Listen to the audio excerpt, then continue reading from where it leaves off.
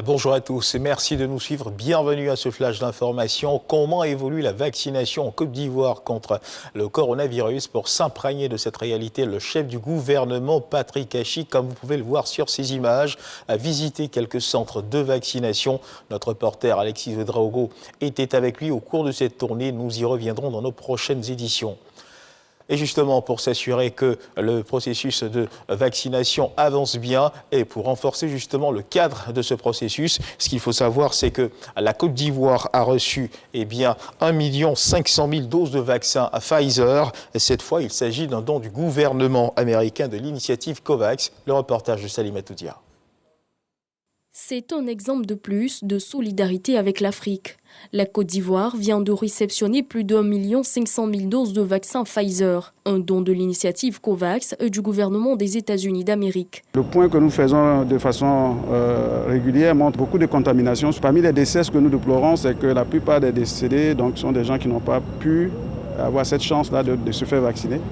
Et 99% des personnes actuellement qui sont testées positives n'ont pas bénéficié de vaccination. Donc c'est une opportunité qu'on offre aux Ivoiriens de se faire vacciner. L'intérieur du pays pourra bénéficier cette fois des doses de vaccins Pfizer. La première tranche des vaccins AstraZeneca a été essentiellement utilisée à Abidjan, mais je pense que nous sommes en train de nous organiser pour que Pfizer puisse servir davantage. Mais sachez que 95% des cas sont à Abidjan et nous allons intensifier la vaccination à Abidjan et à l'intérieur du pays, en commençant par Abidjan. Un don qui témoigne de la bonne marche de la coopération entre la Côte d'Ivoire et les États-Unis. Cela dénote des excellentes relations que nous avons avec les États-Unis et également avec l'Union africaine et tous nos partenaires qui ont précédé les États-Unis en nous livrant des vaccins.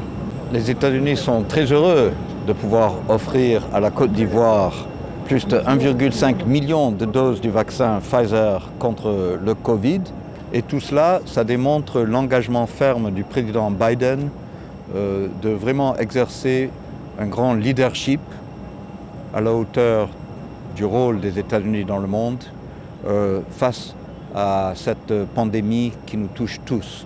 Et pour s'en sortir de la pandémie, il faut s'en sortir partout autour de la planète. Le partenariat scellé autour de l'initiative COVAX est donc en bonne voie au profit des pays. Je voulais rassurer les Ivoiriens que tous les vaccins qui arrivent, quel que soit le type, sont des vaccins homologués par l'Organisation mondiale de la santé. Ce sont des vaccins de qualité, des vaccins sûrs. Donc ce qu'on demande, c'est se faire vacciner pour être protégé et pour qu'on ait moins de décès et moins de formes graves dans ce pays. On était en risque de rupture de stock des vaccins et on ne voulait surtout pas rabaisser, diminuer, empêcher tout l'engouement qu'il y a eu en Côte d'Ivoire pour la vaccination. Malgré toutes les rumeurs, malgré les fake news, les gens en Côte d'Ivoire ont adhéré en masse à la vaccination et on craignait beaucoup que la rupture de stock ne vienne diminuer l'efficacité de ces efforts. Donc c'est une excellente nouvelle pour nous. On va pouvoir intensifier encore les activités de vaccination avec ce vaccin, avec d'autres qui vont arriver dans les jours prochains. Notre objectif, c'est vraiment d'appuyer le gouvernement dans son ambition que d'ici la fin de l'année, il y ait au moins 7 millions d'Ivoiriens vaccinés contre la Covid-19. À ce jour, plus d'1 200 000 Ivoiriens ont été vaccinés.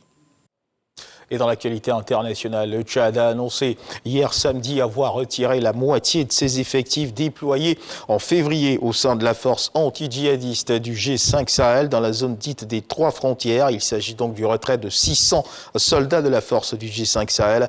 Ces soldats seront déployés dans le nord du Tchad qui fait face à plusieurs défis sécuritaires. Plusieurs colonnes de rebelles, justement, chercheraient depuis plusieurs mois à regagner la capitale. Ce qu'il faut également savoir, c'est qu'en République démocratique du Congo, les activités de 9 sociétés minières ont été suspendues. Le pays manifeste ainsi son engagement à lutter et à faire preuve de transparence dans la gestion des ressources minières.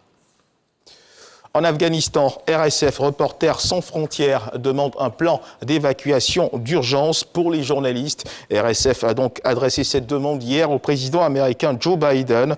Ce qu'il faut également savoir, c'est que les journalistes se sentent en insécurité depuis la prise du pouvoir par les talibans. Et puis dans le cadre du Dimanche Magazine de ce 13h, nous parlerons de ce plan de riposte engagé par l'État de Côte d'Ivoire pour faire face à la maladie à virus Ebola. Vous le savez bien, un cas positif de la maladie à virus Ebola en Côte d'Ivoire a été détecté. Le gouvernement a donc mis en place ce plan. Nous en parlons avec notre invité de ce 13h, le professeur Joseph Beignet-Bivreau, directeur général de l'INHP, l'Institut national d'hygiène publique. Ce sera dans le cadre du Dimanche Magazine donc. Je vous retrouve à 13h pour le journal.